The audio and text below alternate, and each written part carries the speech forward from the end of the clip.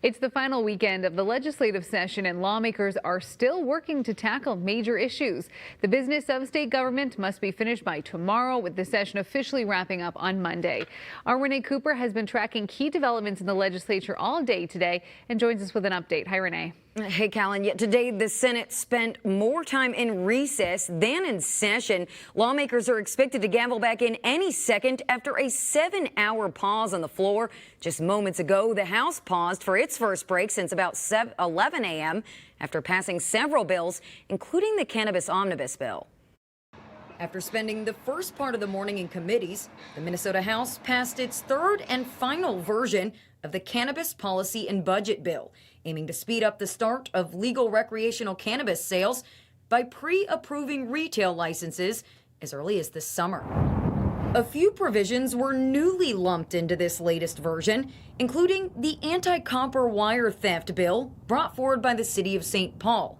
It would require a license to sell scrap copper wire. And in doing things for expediency, we removed transparency. Several Republicans took issue with the timing and the price tag on the yearly licensing fee. I'm seeing that the cost to do business in Minnesota will be $250 more expensive. At the end of the day, it's that. The latest version of the bill by Representative Athena Hollins includes more license waivers for people like electricians who rely on recycling scrap metal for work, and a twice-a-year free pass for anyone to sell up to $25 worth of scrap copper wire. Just want to put in there, the voice of the minority were shut out, and yet we have an exception for auctioneers in our copper wire language. Interesting. Over in the Senate, I'd like to move a recess. Majority Leader Aaron Murphy called a recess before debate could even begin on the paid family and medical leave bill. The pause of business ultimately lasting the entire afternoon.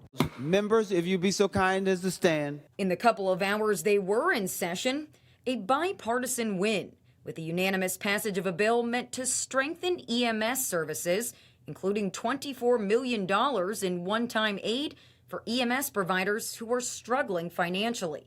It now heads to the House for a vote in the coming days. And quite frankly, Mr. President, I wish we had more bills like this, because I think there are many, many issues where across the aisle we can have agreement.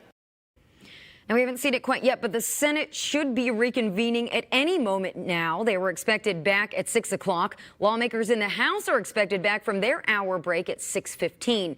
Now, the cannabis bill is headed back over to the Senate chambers for a final vote, along with several other bills from the House today. Callan, there could be some long nights this weekend.